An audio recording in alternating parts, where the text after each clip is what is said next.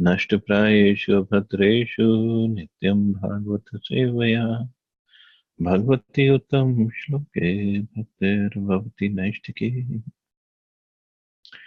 So continuing with the discussion on Srimad Bhagavatam, Canto 2, Chapter 8, Questions by King Parikshit, text number 26 onwards. So King Parikshit is further asking Shukdev Goswami, Nami Ashva Parayanti Brahmam Anashnant Ami Pibato Achyut Piyusham Tad Vakya Abdhivani Shritam. So he says, O learned Brahman, because of my drinking the nectar of the message of the infallible personality of Godhead, which is flowing down from the ocean of your speeches, I do not feel any sort of exhaustion due to my fasting. So that is a real nectar and real sense gratification, we can say. He wasn't feeling any exhaustion because of fasting, and it's like towards the completion of second canto. So he and look at all the questions he asked to Shukdev Goswami. So means he was really enjoying it. He was really into it. He just had no other need at this moment. The disciplic succession from Brahma, Narad, Vyas, and Shukdev Goswami is particularly different from others. The disciplic succession from other sages are simply a waste of time, being devoid of Achyut Katha, or the message of the infallible Lord. The mental speculators can present their theories very nicely by reason and arguments, but such reasons and arguments are not fallible. But such reasons and arguments are not fallible.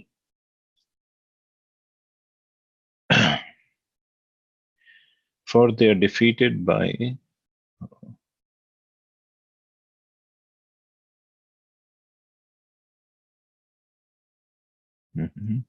That's happening.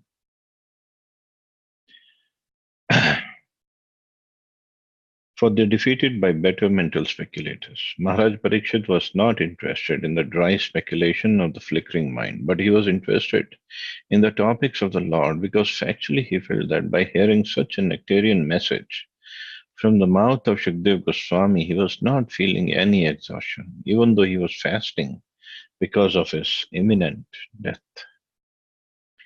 So the idea is whenever we fast, first of all, it should be fasting. It should not be just keeping ourselves hungry.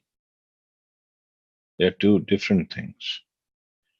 Just starving ourselves is not fasting. Fasting means when we don't eat, but at the same time we spend our time in hearing about Krishna, chanting the names of Krishna. And this is personal experience. Whenever we are chanting, and when we are too much into chanting, just like we do on Nirjala Ekadashi day, then even though we would be chanting whole day, we won't feel hungry or thirsty or sleepy or anything. Nothing happens. Because Krishna's holy name are non-different. Krishna Katha, Krishna Seva is non-different. And that is what really gives the strength and satisfaction. Not just a satisfaction. Satisfaction is a very small word. It gives a pleasure to the senses. It really does. So no wonder Maharaj Parikshit is saying, when I'm hearing all these nectarian topics of Krishna Katha, and especially from your lotus lips, I am not feeling anything, no exhaustion at all. One can indulge in hearing the mental speculators, but such hearing cannot endure for any length of time.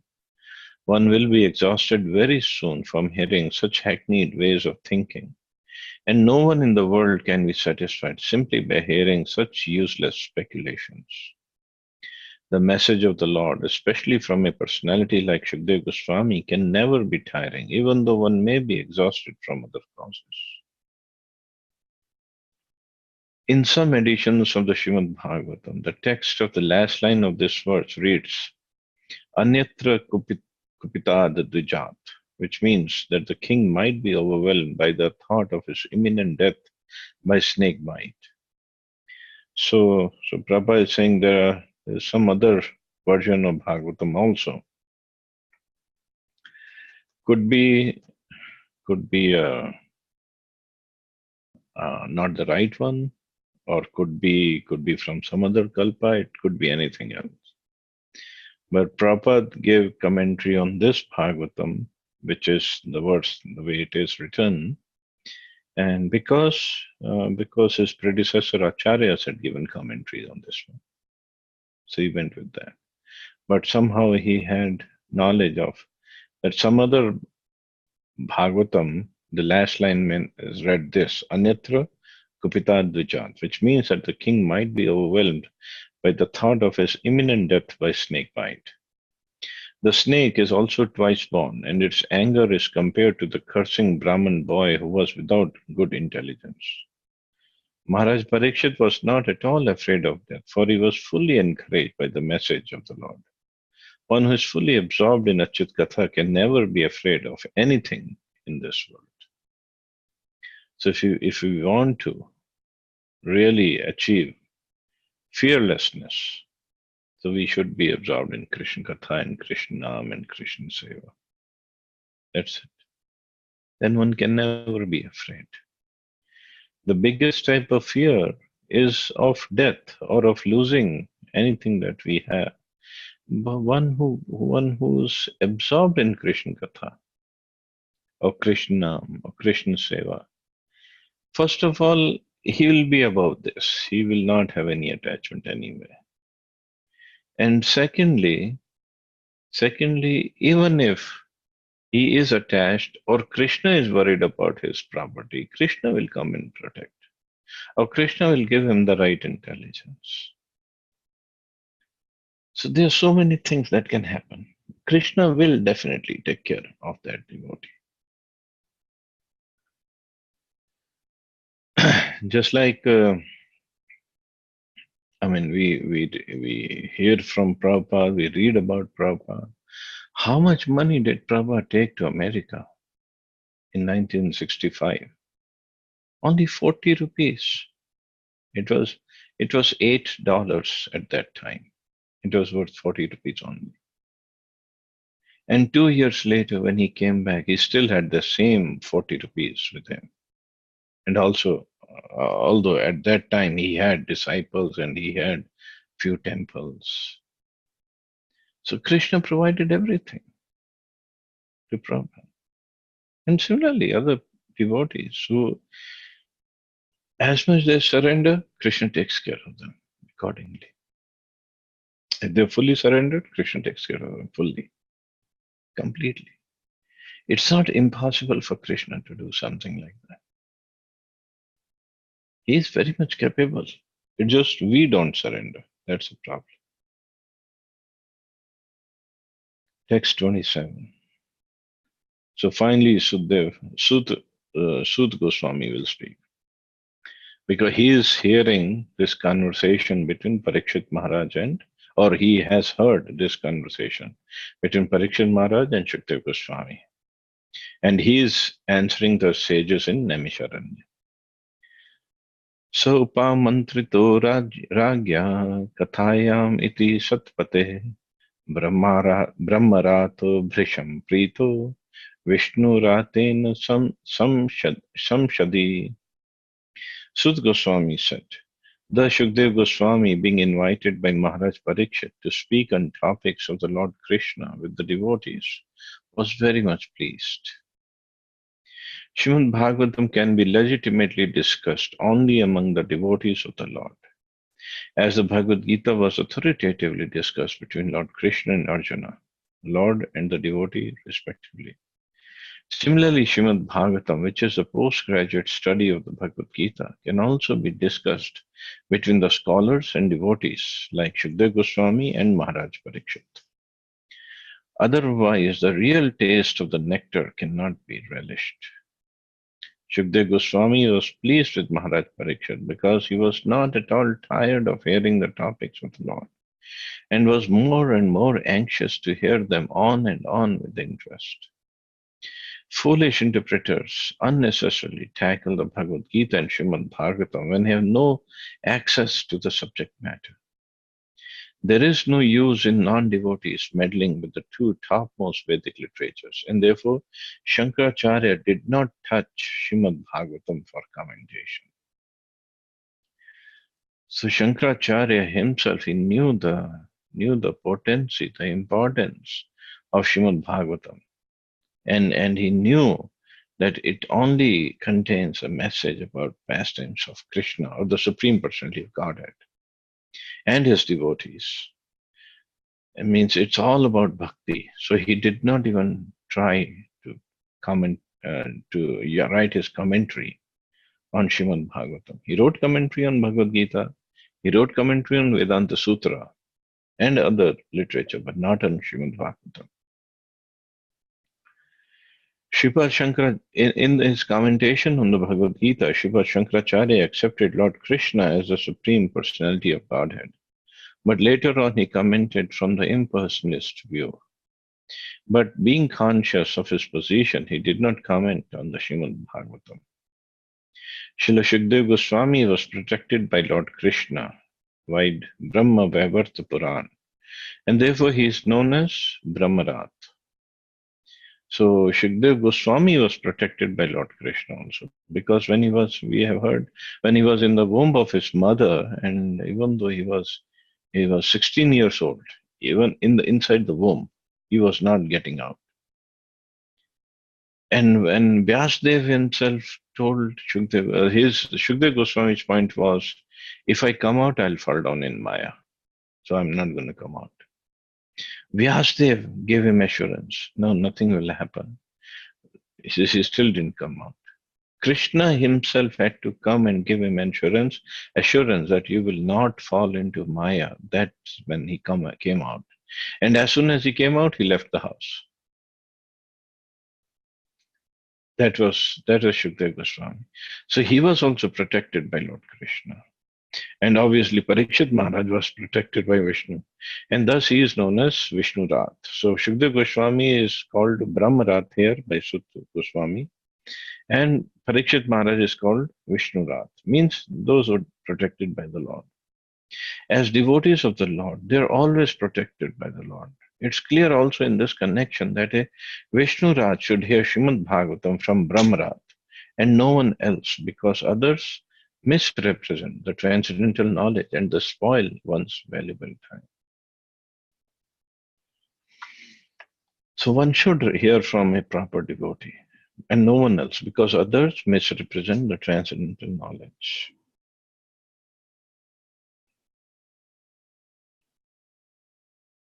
Text number 28. Praha Bhagavatam Nama Puranam Brahm Sammitam Brahmane Bhagavad Proktam Brahma Kalpa Upakate. He began to reply to the inquiries of Maharaj Parikshit by saying that the science of the personality of Godhead was spoken first by the Lord himself to Brahma when he was first born. Srimad Bhagavatam is a supplementary Vedic literature and it's just in pursuance of the Vedas. Srimad Bhagavatam is a science of the personality of Godhead. The impersonalist always tries to misrepresent the personal feature of the Lord, not knowing the science of this great knowledge. And Srimad Bhagavatam is in pursuance of the Vedas and scientific knowledge of the personality of Godhead.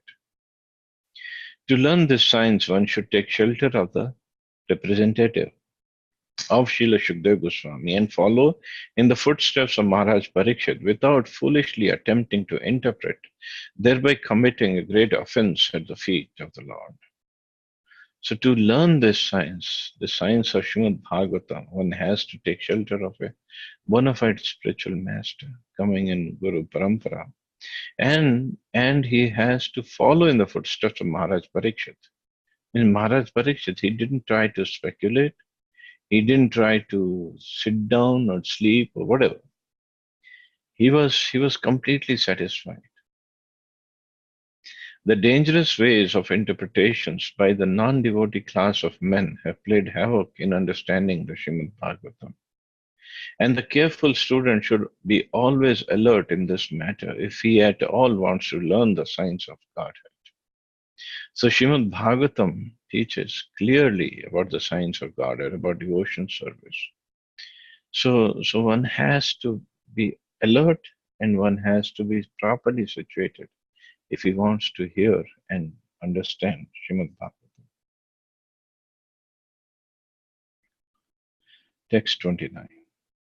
Yad yad parikshid rishabha pandunam anupritchati anu anupurvena tatsarvam akut akut akyat akyatum upachakrame.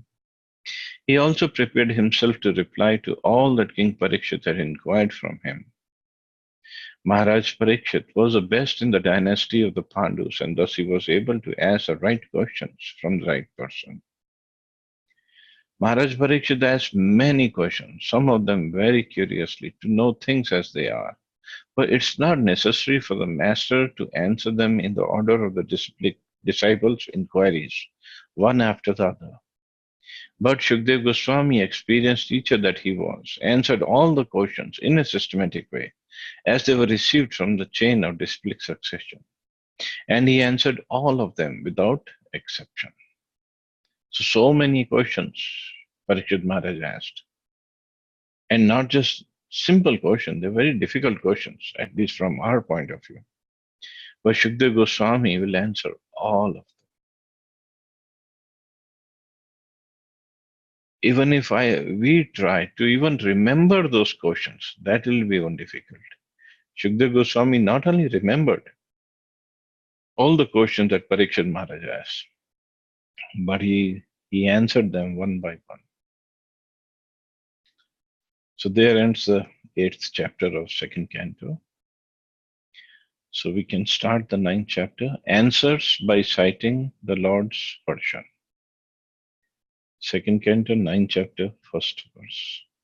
Shukuvacha atmayam rite rajan prasyanubhavatmanah na ghatetartha sambandha swapna drishtur ivanjasa. Sri Shukdev Goswami said, O king, unless one is influenced by the energy of the Supreme Personality of Godhead, there is no meaning to the relationship of the pure soul in pure consciousness with the material body. That relationship is just like a dreamer seeing his own body working. Maharaj Parikshit's question as to how a living being, living entity began his material life, although he is apart from the material body and mind, is perfectly answered. The spirit soul is distinct from the material conception of his life, but he is absorbed in such a material conception because of being influenced by the external energy of the Lord called Atma Maya. It's a living being who is absorbed in material conception because he is influenced by the external energy. This has already been explained in the 1st canto in connection with Vyasadev's realization of the Supreme Lord and his external energy. The external energy is controlled by the Lord, and the living entities are controlled by the external energy, by the will of the Lord. Therefore, although the living entity is purely conscious in his pure state, he is subordinate to the will of the Lord in being influenced by the external energy of the Lord. So, although he is above, he is beyond this external energy, but living entity comes under by his own will, or means by his own desire, then Krishna makes him come under the external energy. In the Bhagavad Gita 15:15, also the same thing is confirmed. The Lord is present within the heart of every living entity, and all the living entities' consciousness and forgetfulness are influenced by the Lord. Now, the next question automatically made will be why the Lord influences the living entities to such consciousness and forgetfulness. The answer is that the Lord clearly wishes that every living entity be in his pure consciousness as a part and parcel of the Lord, and thus be engaged in the loving service of the Lord as he is constitutionally made. But because the living entity is partially independent also, he may not be willing to serve the Lord, but may try to become as independent as the Lord is. So Lord is supremely independent. That's what we read previously. A living entity is part and parcel of Krishna. So a living entity is also partially independent, not fully independent. So being partially independent, we had the choice to stay either in the spiritual world or come to the material world. So we decided to come to the material world. Of course, we didn't decide at that time. It was Krishna's arrangement that he saw our desire, so he sent us to the material world. Therefore, the first, okay,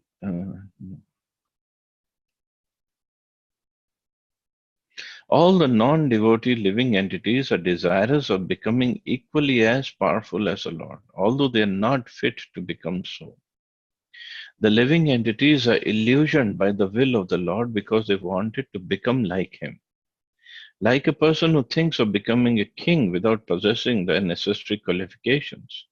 When the living entities desire to become the Lord himself, he is put in a condition of dreaming that he is a king.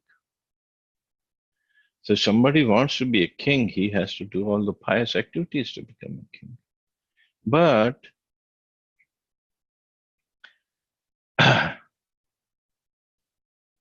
when the living and desires, he is put in a condition of dreaming that he is a king. So he thinks he's a king, but he's not a king. Therefore, the first sinful will of the living entity is to become the Lord. And the consequent will of the Lord is that the living entity forget his factual life and thus dream of the Lord of Utopia, where he may become one like the Lord. So, this is how the material world functions. Living entity desires, Krishna makes arrangements. Arrangement that the living entity forgets his factual life in the spiritual world and thus dream of the land of Utopia where he may become one with the Lord. The child cries to have the moon from the mother, and the mother gives the child a mirror to satisfy the crying and disturbing child with the reflection of the moon.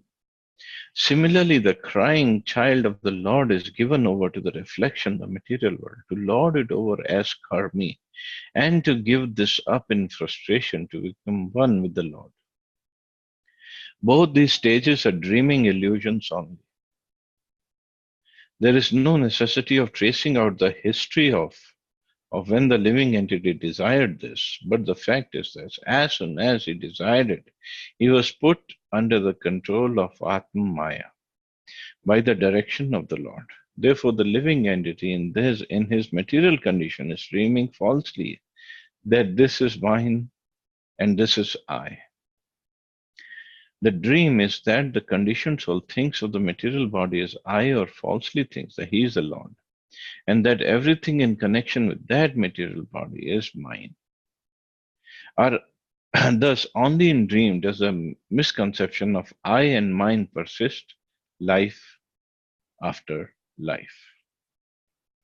This continues life after life as long as a living entity is not purely conscious of its identity as a subordinate part and parcel of the Lord. In his pure consciousness, however, there is no such misconceived dream. And in that pure conscious state, the living entity does not forget that he is never the Lord, but that he is eternally the servitor of the Lord in transcendental love. So wonderful paragraph, a wonderful purport. It was, it's us only who desired about I and mine. That's why Krishna made the arrangement for us to come down here and try it. So anyway, I'll stop here. See anybody has any questions or comments.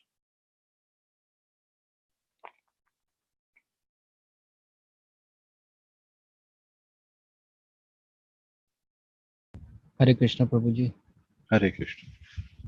Prabhuji, when you talked about Shankaracharya, one Mhm. question have come. He was the founder of Advaita Vedanta, that legacy, I would say. And then he talked about a little on Nirgun Brahma, Parabrahma, and all these things. What is it all about? See, Formless. Advait, when we call Advait, means no duality. Dvait means two. Advait means one. So the philosophy that he gave was we are all one with the Lord. Means we are the Lord. We have forgotten that we are Lord. Once we understand, once we remember by whatever practices, then we will become God. So his point, Shankaracharya's point is, the Lord, when he says, I distribute himself in so many forms, means he loses his original form. So he has divided himself among all of us. So when we are combined together, when we all are self-realized, when we combine, and then in the spiritual world, all the jivas will combine and the form of the Lord will appear. But this is not Vaishnav Siddhant. Okay, Prabhuji. Thank you. Thank you.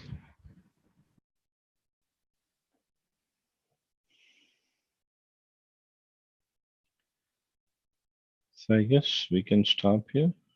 You all have a wonderful day. Just one announcement that I'm going out of town, so next 3 days we will not have a class.